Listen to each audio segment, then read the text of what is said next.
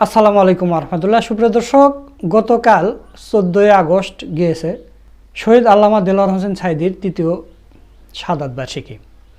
তো আপনারা জানেন যে খুলনাতে আল্লামা দেলোয়ার হোসেন সাঈদীর একটা প্রতিষ্ঠিত মাদ্রাসা আছে, সিদ্দিকিয়া কামিল মাদ্রাসা। তো সেই সিদ্দিকিয়া কামিল মাদ্রাসার জামে মসজিদে আল্লামা দেলোয়ার হোসেন সাঈদীর জন্য দোয়ার মাহফিল করা হয়েছে, দোয়ার আয়োজন করা হয়েছে। সেখানে বিএনপির নেতাকর্মীরা বাধা দিয়েছে। আপনি চিন্তা করতে পারেন আপনি কোন যুগে আছেন? আল্লামা দেলোয়ার হোসেন সাঈদীর জন্য দোয়া হচ্ছে।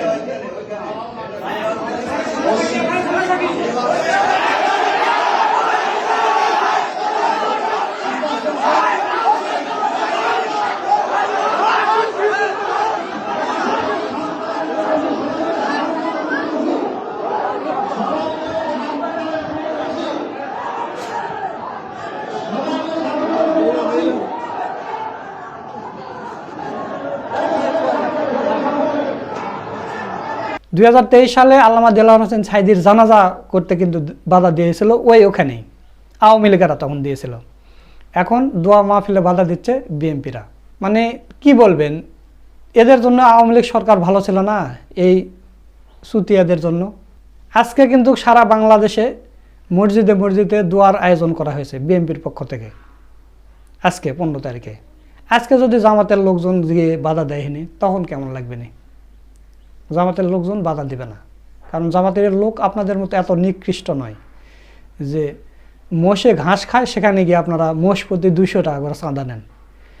সমুদ্র থেকে শামুক তোলে সেখানেও আপনারা চাঁদা নেন। এই পরিমাণে আপনারা হয়ে গেছেন।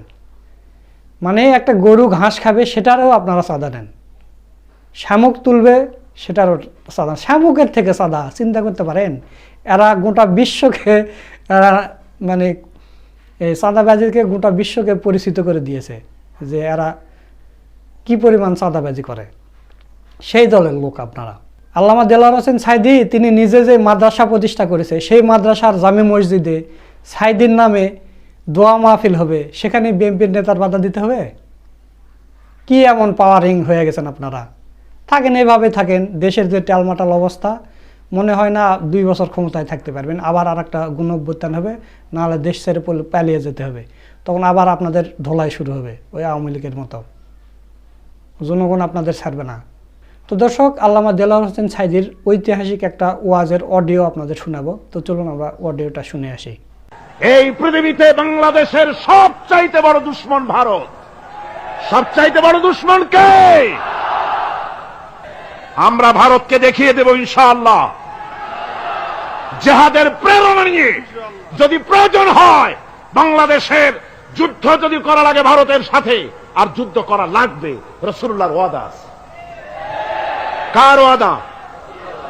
নাসাই শরীফ, ইবনে মাজাহ, এই তার 2টি হাদিসের মধ্যে হযরত আবী হুরায়রা রাদিয়াল্লাহু তাআলা আনহু বর্ণিত হাদিস রয়েছে। বলেছেন 2 শ্রেণীর লোক কিয়ামতের দিন জাহান্নাম থেকে মুক্ত হয়ে যাবে। এক শ্রেণী হচ্ছে যারা ঈসা আলাইহিস সালামের সাথে সাথী হয়ে যারা লড়বে আর শহীদ হবে, কিয়ামতে তারা জান্নাতে যাবে, জাহান্নাম থেকে মুক্ত। আর দ্বিতীয় শ্রেণী ভারতের সঙ্গে একটা যুদ্ধ হবে, রাসূল বলেছেন হিন্দুস্তানের সঙ্গে একটা লড়াই হবে। ওই লড়াইয়ে যারা শহীদ হবে, রাসূলুল্লাহ বলেছেন কিয়ামতের দিন জাহান্নাম থেকে আল্লাহ মুক্ত করে দেবে।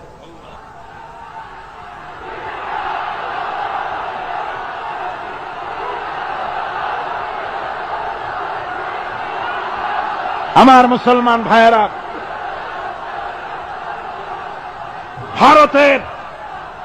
ভারতের জনগণের সাথে আমাদের কোনো বিদ্বেষ নাই, ভারতের জনগণের সাথে আমাদের কোনো শত্রুতা নাই, ঠিক কিনা? আমাদের দুশ্মনী নরপশুর সাথে। তুমি একটা সরকার, তোমার হাতে রয়েছে সেনাবাহিনী, তোমার সাথে বিএসএফ, তোমার হাতে ল্যান্ড ফোর্স, এয়ার ফোর্স, সব বাহিনী তোমার হাতে। মসজিদ ভাঙে চোখের সামনে, তোমার বাহিনীর লোকেরা অস্ত্র নিয়ে দাঁড়িয়ে থাকে, একটা ফাঁকা গুলিও করলো না। করছে একটা ফাঁকা গুলি? মুসলমানেরা প্রতিবাদ করলো, সেই প্রতিবাদের মুখে মুসলমানদেরকে গুলি করে করে মারা হলো। কারফিউ দিয়ে পুলিশেরা মুসলমানদের ঘরে ঢুকে মুসলমানদেরকে বের করে এনে বেরোনের চার্জ করে শহীদ করে দিয়েছে। দিল্লি, মিরাট, থামো। দিল্লিতে, মিরাটে, কলকাতায়, বোম্বে, মাদ্রাস, গোটা ভারতে সাম্প্রদায়িক দাঙ্গা দিয়ে ডুবিয়ে ফেলেছে। মুসলমানেরা আজকে তার সেখানে এতিম অবস্থায় পড়ে আছে। সেই লড়াই ভারতের সাথে আমাদের হবে।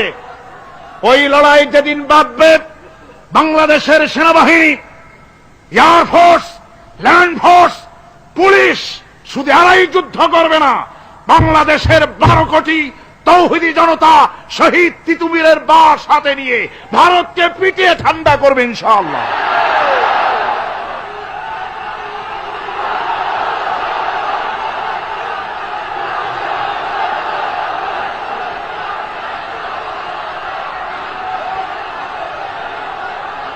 আমার দেশে ভারতের মসজিদ ভাঙার প্রতিবাদে আমাদের দেশে একটা হিন্দুও মরে নাই, কথা ঠিক কিনা কন?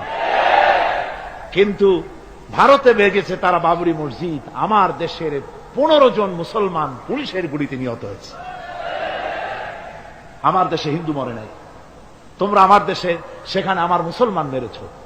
হযরত আব্দুল্লাহ বিন ওমর রাদিয়াল্লাহু তাআলা আনহু বলছেন যে আমি রসুলের সঙ্গে কাবা শরীফ তাওয়াফ করতেছিলাম। আমি বলতে শুনলাম রসুল বলছেন, হে কাবা, তোমার কত মর্যাদা, তোমার কত সম্মান, তুমি কত মহান, তোমার কত ইজ্জত। তবে কাবা শুনে রেখো, আল্লাহ রাব্বুল আলামিনের একটা মুমিন বান্দার যে মর্যাদা, তোমার মর্যাদা যত হোক একটা মুমিনের চাইতে নিশ্চয়ই বেশি নয়। তোমরা মসজিদ ভেঙেছো আর আল্লাহর মুমিন বান্দাদেরকে ভেঙেছো। ভারত সরকার শুনে রাখো, মসজিদ ভাঙো নাই, তকদির ভেঙেছো।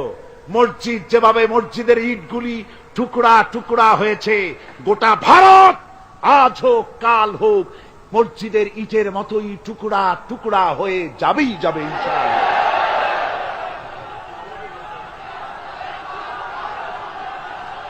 তবে আমার দেশের মুসলমানদেরকে মনে রাখতে হবে, আমরা প্রতিশোধের নীতিতে বিশ্বাস করি না। ভারতের বাবরি মসজিদ ভাঙার ব্যাপারে বাংলাদেশের কোন হিন্দু দায়ী নয়। কথা বুঝতে পেরেছেন? আমরা একজনের অপরাধের শাস্তি আর একজনকে দেই না। বাংলাদেশের কোন হিন্দু ওই ঘটনার জন্য দায়ী নয়। আমাদের দেশে মন্দির 2-4টা ভেঙেছে, আমরা খবর নিয়েছি। এই মন্দিরগুলি মুসলমানেরা ভাঙে না। এই মন্দিরগুলি ভারতের এজেন্টদের উস্কানিতে হিন্দুরা নিজেরা ভেঙেছে, মুসলমানেরা ভাঙে না। ভারতীয় দালালেরা বাংলাদেশের সারা পৃথিবীতে সাম্প্রদায়িক সম্প্রীতির ভাব মূর্তিকে ক্ষুণ্ণ করার জন্য এই কাজ তারা করেছে। নরসিংদীতে, আরে মিয়া থামো না, নরসিংদীতে সেখানে দেখা গেছে গভীর রাত্রে কাপড়ের দোকানদার হিন্দু ঘরের সমস্ত কাপড় চোপড় সরাইয়া নিজের দোকানে আগুন দিতে গিয়েছে, পুলিশ তখন তারে ধরেছে। ভারতের 5 গোলামেরা হিন্দুদের দিয়ে এই কাজগুলি করাইছে। কোন মুসলমান মন্দির ভাঙে নাই। বাংলাদেশ গোটা বিশ্বের বুকে সাম্প্রদায়িক সম্প্রীতির সহস্র বছরের উজ্জ্বল দৃষ্টান্ত। আলহামদুলিল্লাহ পড়ে। তার কারণ হচ্ছে আল্লাহর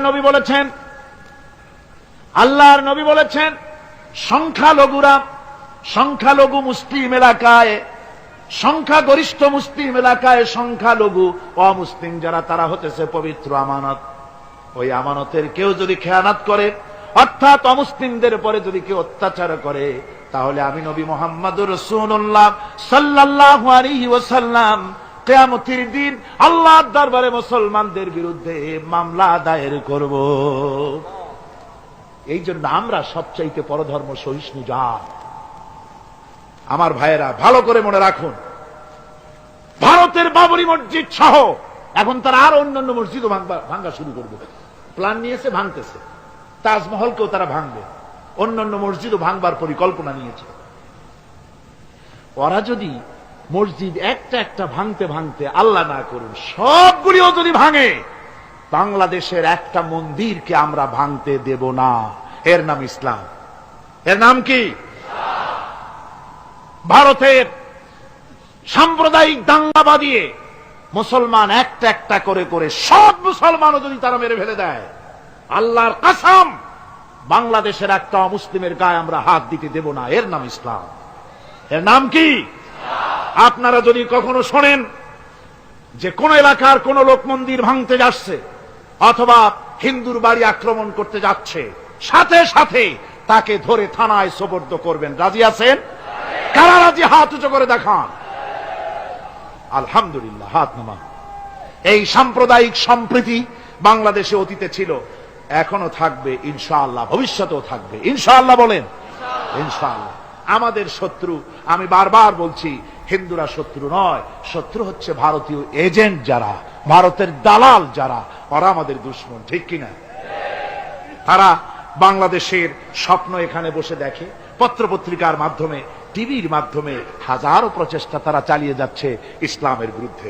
সুতরাং ইসলামকে জমিনে টিকিয়ে রাখার জন্য চাই সংগ্রাম। সুপ্রিয় দর্শক, আপনারা আল্লামা সাঈদীর ওয়াজ সহ পুরো ভিডিওটা দেখলেন। তো বিএনপি নেতাদের এই আচরণটা আপনাদের কাছে কেমন লেগেছে, আপনারা কিভাবে দেখছেন তা অবশ্যই কমেন্ট করে জানিয়ে দেবেন। ভিডিওটা ভালো লাগলে শেয়ার করবেন। সকলকে ধন্যবাদ। আসসালামু আলাইকুম ওয়া রাহমাতুল্লাহ।